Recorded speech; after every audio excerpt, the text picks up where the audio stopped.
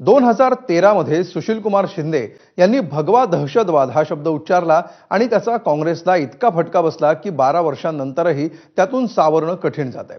ती चूक दुरुस्त करायला जुने जाणते सुसंस्कृत अनुभवी पृथ्वीराज चव्हाण सरसावले। भगवा दहशतवाद म्हणू नका असं ते म्हणाले, पण त्यांनी सनातनी दहशतवाद, हिंदुत्ववादी दहशतवाद हा पर्यायी शब्द वापरायचा सल्ला दिला आणि आणखी मोठी चूक करून बसले। त्याविरोधात आंदोलनं सुरू झाली आहेत।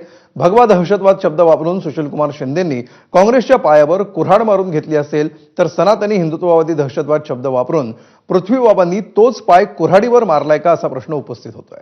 पाहूया हा स्पेशल रिपोर्ट। भगवा शब्दासंबंध महाराष्ट्राच्या 14 कोटी जनतेकरता पवित्र शब्द आहे। हा शिवछत्रपतींच्या ध्वजाचा रंग आहे। तो कृपा करून या आतंकवादाला रंगाशी जोडू नका। तुम्हाला म्हणायचं असेल तर सनातनी आतंकवाद म्हणा, हिंदुत्ववादी आतंकवाद म्हणा।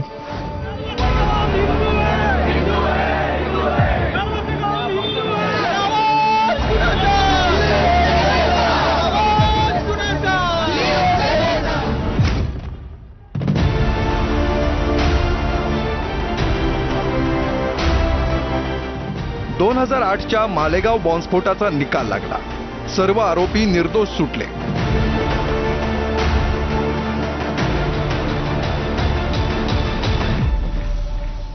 आरोपींचंच अलिगेशन नाहीये, तर या खटल्यातील साक्षीदारांचं सुद्धा तपास यंत्रणेवरती तत्कालीन ATS वरती एलिगेशन्स आहेत। त्यांना टॉर्चर केलं, त्यांना हॅरेसमेंट केलं, त्यांना धमकावलं, त्यांच्या कुटुंबाला सुद्धा त्रास दिला म्हणून आज या देशातील दिलीप पाटीदार साक्षीदार आजही जिवंत घरी परत गेलेला नाही आहे। याला कौन उत्तरदायी है? हमारे जजमेंट में फैसला आया है कि हमारा जो घर था वो उसमें साजिश हुई है। वहाँ का जो ATS चीफ था API बागाड़े, वो हमारे यहाँ बम प्लांट किया, ऐसा NIA ने चार्ज में लिखा हुआ है। 17 साल के बाद जो फैसला आया है, हम तो इसको फैसला बोलते हैं, न्याय नहीं है, ये फैसला है। न्याय नहीं है, फैसला है। 17 साल का जो हमारा समय गया वो वापस कौन करेगा, इसकी भरपाई कौन करेगी? 2014च्या निवडणुकीआधी तत्कालीन केंद्रीय गृहमंत्री सुशीलकुमार शिंदे यांनी भगवा दहशतवाद, सॅफ्रॉन टेरर नाव दिलं, त्यावरून एकच हलकल्लोळ उडाला। तर मुस्लिम शुक्रवारी मशिदीत बॉम्बस्फोट करणार नाहीत अशी ग्वाही तत्कालीन केंद्रीय कृषी मंत्री शरद पवारांनी दिली होती। मात्र तत्कालीन काँग्रेस आघाडी सरकारच्या या नीतीवर हिंदू समाज नाराज झाला आणि त्याचा फटका काँग्रेस मित्रपक्षांना 2014 पासून बसतो आहे। काँग्रेसच्या हिंदू दहशतवाद या शब्दावर मालेगावच्या निकालानंतर सर्वात जास्त रोष व्यक्त झाला। हिंदू आतंकवाद आहे, भगवा आतंकवाद आहे, अशा प्रकारचा जो प्रचार आणि प्रसार केला होता तो आज किती खोटा होता हे उघड झालेलं आहे। ज्या प्रकारे षडयंत्र रचून भगवा आतंकवाद दाखवण्याचा काँग्रेसने आणि UPAने प्रयत्न केला, तो किती खोटा होता हे कोर्टाने पुराव्यादिशी आज सांगितलेलं आहे। और हिंदू टेरर का सगुफा किसने छोड़ा? मैं आज दुनिया के सामने, देश की जनता के सामने गर्व से कहता हूं कि हिंदू कभी टेररिस्ट नहीं हो सकता। हम कभी टेररिस्ट नहीं हो सकते। क्या कहना चाहते हैं? फर्जी टाइप के केस बनाए, एक भी केस अदालत में नहीं टिका। देशभक्त संगठनों पर आरोप लगाए आपने, सिर्फ आपकी छिछोरी राजनीति के लिए, क्षुल्लक फायदे के लिए। और फिर क्या कर लिया? फिर भी हार गए। हारे तो ना।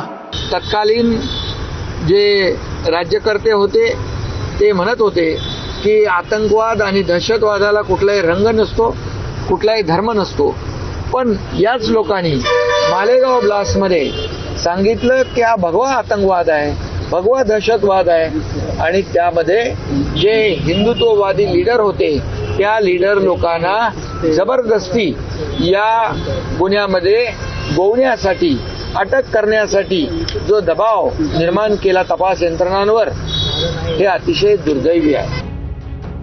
हिंदू दहशतवाद, भगवा दहशतवाद शब्दामुळे काँग्रेस, राष्ट्रवादी आणि मित्रपक्षांचं मोठं नुकसान गेल्या 3 निवडणुकांमध्ये होत आहे।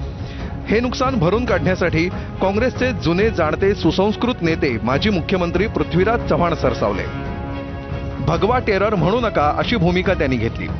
इथपर्यंत सगळं ठीक होतं, मात्र सनातनी टेरर असा पर्यायी शब्द त्यांनी दिला आणि आणखी वाद ओढवून घेतला।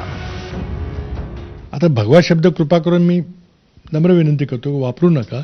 भगवा शब्दासंबंध महाराष्ट्राच्या 14 कोटी जनतेकरता पवित्र शब्द आहे. हा शिवछत्रपतींच्या ध्वजाचा रंग आहे. तो कृपा करून या आतंकवादाला रंगाशी जोडू नका. मी माझ्या काँग्रेसच्या सहकार्याने विनंती करतो, तुम्हाला म्हणायचं असेल तर सनातनी आतंकवाद म्हणा, हिंदुत्ववादी आतंकवाद म्हणा, पण रंग देऊ नका त्याला, की रंग आमच्याकरता महाराष्ट्राच्या प्रत्येक माणसाकरता पवित्र रंग आहे. पृथ्वीराज चव्हाण यांच्या विरोधात शिवसेना आक्रमक झाली. मुंबई, ठाणे अशा विविध ठिकाणी काँग्रेस विरोधात आंदोलन करण्यात आलं. गर्व से कहो हम हिंदू है असे फलक घेत चव्हाणांचा निषेध करण्यात आला. दादरमधील मोर्चा पोलिसांनी टिळक भवनाच्या अलीकडेच अडवला. आपल्या वक्तव्यावर ठाम राहत पृथ्वीबाबांनी ओढून ताणून थेट गांधी हत्या आणि नथुराम गोडसेचा उल्लेख आणला. त्यांच्या वक्तव्याला शरद पवारांच्या राष्ट्रवादीचे नेते मुंब्रा कळव्याचे आमदार जितेंद्र आव्हाड यांनी साथ दिली. सनातन धर्म विकृत असल्याची टीका मुंब्रा कळव्याच्या आव्हाडांनी केली. आतंकवादी ही आतंकवादी आहे, त्याचा कुठलाही जात, धर्म, रिलिजन, मजहब काही नसतो. आता उदाहरण जर हिंदू धर्माबद्दल बोलायचं झालं तर स्वतंत्र भारतामध्ये पहिलं आतंकवादी कृत्य घडवणारे कोण होते, तर नथुराम गोडसे यांनी महात्मा गांधीचा खून केला. जेव्हा आपण एखाद्या व्यक्तीला विचाराने जिंकू शकत नाही, तेव्हा तो विचार कायमचा बंद करायचा जो प्रयत्न असतो त्याला आतंकवाद आपण म्हणतो. सनातन धर्माने भारताचं वाटोळं केलं. सनातन धर्म नावाचा धर्मच नव्हता. आम्ही हिंदू धर्माला मानणारे आहोत. ज्या सनातन धर्माने आमच्या शिवरायांना राज्याभिषेक नाकारला, ज्या सनातन धर्मियांनी आम्हाला आमच्या छत्रपती संभाजींना बदनाम करून टाकलं.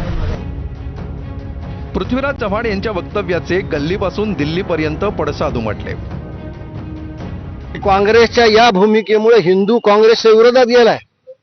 पृथ्वीराज चव्हाणला मला एक साधा प्रश्न असा विचारायचा आहे की महात्मा गांधी स्वतःला सनातनी हिंदू समजत होते, यावर तुमचं काय म्हणणं आहे?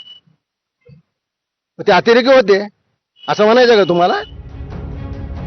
गेले काही दिवस शांत असलेल्या मुख्यमंत्री फडणवीसांच्या पत्नी अमृता फडणवीस पुन्हा सक्रिय झाल्यात. पृथ्वीराज चव्हाण यांच्या वक्तव्यावर त्या व्यक्त झाल्या. मला वाटतं आपण सगळे, आपलं हे एक राष्ट्र आहे. अशी खूप कमी राष्ट्र आहेत, कमी देश आहेत आता जे हिंदू झाले आहेत.